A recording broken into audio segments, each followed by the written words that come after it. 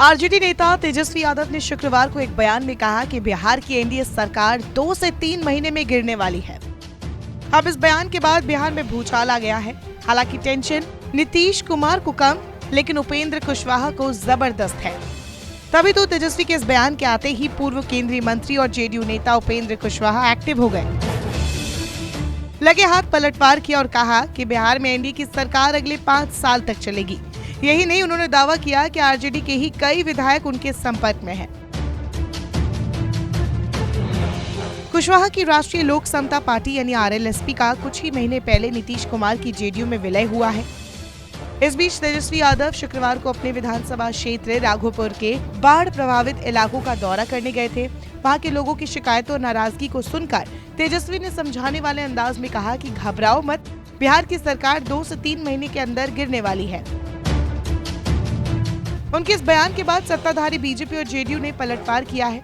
JDU नेता RCP Singh भी इसी होड़ में मैदान में कूद गए। आरसीपी सिंह ने कहा कि तेजस्वी विपक्ष के नेता है, वो अपने एजेंडे के साथ जनता के बीच जाएं। अब वो उम्मीद कर रहे हैं कि सरकार गिर जाएगी। अब आप समझ सकते हैं कि अभी आम का सीजन है और आम 1 महीने में खत्म भी हो जाएगा। अगर आप कार्तिक माह में पेड़ से आम गिरने की उम्मीद करें तो यह हास्यास्पद है, क्योंकि आम अपने सीजन में ही होगा। लोकतंत्र में बहुमत का सीजन चुनाव के समय होता है और अब चुनाव खत्म हो चुका है। 2024 में लोकसभा चुनाव आएगा, 2025 में विधानसभा चुनाव आएगा, तो उन्हें इसकी तैयारी करनी चाहिए। अब सवाल है कि तेजस्वी आखिर महागठबंधन सरकार बनाने के लिए 17 के आंकड़े के भरोसे क्यों है। दरअसल ये 17 का आंकड़ा वो सीटें हैं जिन पर महागठबंधन के उम्मीदवार बेहद मामूली अंतर से चुनाव हार गए। तेजस्वी इन सीटों के नतीजों को कोर्ट ले जाने की तैयारी में है। तेजस्वी के मुताबिक उन्हें पूरा शक है कि इन 17 सीटों पर महागठबंधन उम्मीदवारों को साजिश करके हराया गया। ये अलग बात है कि एनडीए के वैसे 18 उम्मीदवार थे जो बिहार विधानसभा चुनाव 2020 में महागठबंधन उम्मीदवारों की तरह ही बेहद कम अंतर से हारे।